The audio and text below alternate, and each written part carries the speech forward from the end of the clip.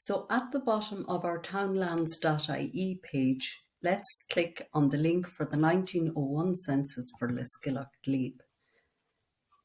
This brings us to a window with the list of names, but in order to sort them, I'm clicking on surname and it will return them alphabetically, thus bringing groups or families together.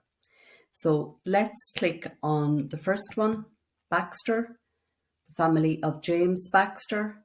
So you see there's 3 people in this household in 1901.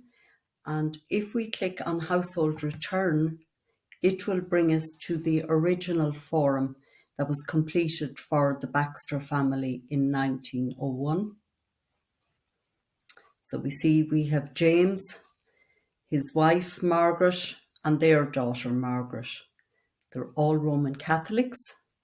There's various levels of ability to read and write. James and Margaret are both age 70, and the daughter Margaret is age 26. James is a farmer, Margaret is a farmer's wife, and young Margaret is described as a domestic. They are both married, and Margaret, the daughter, is unmarried, and they were all born in County Leitrim. Scrolling down to the bottom of the census return, you see there's an X here because James was unable to sign his form. It was witnessed, and the enumerator for the townland was John Kilgallen, who was a constable, and there is his number within the constabulary.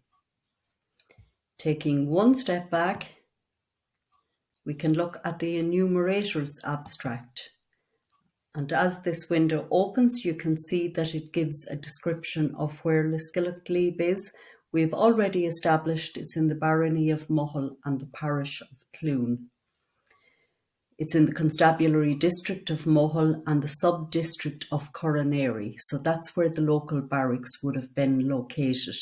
And Coronary is also in Aughivas parish, a few miles from Lisgillock, Glebe. And again, there's the name of Constable John Kilgallen. Scrolling down on this page, it's page 1 of a number of pages because there was 32 households in Lisgillock, Glebe in 1901.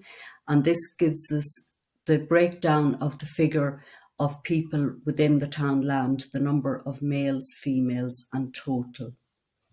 So one step back again, we can look at the house and buildings return. I will increase by 2, 3 maybe, and we can see about the type of houses. So there's a description of the walls, or the mud or stone or other material, roof, whether it is an iron, thatch or slated roof, the number of rooms in the house, and the number of windows at the front of the house, and whether the house is classed as a first, second, third or fourth class house. And in the case of the Baxter family, they were in a second class house. So in 1901, there were 32 households in the townland, and the family names were Baxter, Blessing, 2 families of Cannings, Donoghue, Dugan, Fitzpatrick, Foy, Gallogly, Harkin, Healy, Heslin, Keegan by 2, Kiernan by 2, McGarry, McManus, Morton by 3, Murphy, Murray by 4, O'Rourke, Reynolds, Rourke, Smith and Tague by 2. So that's the 1901 census.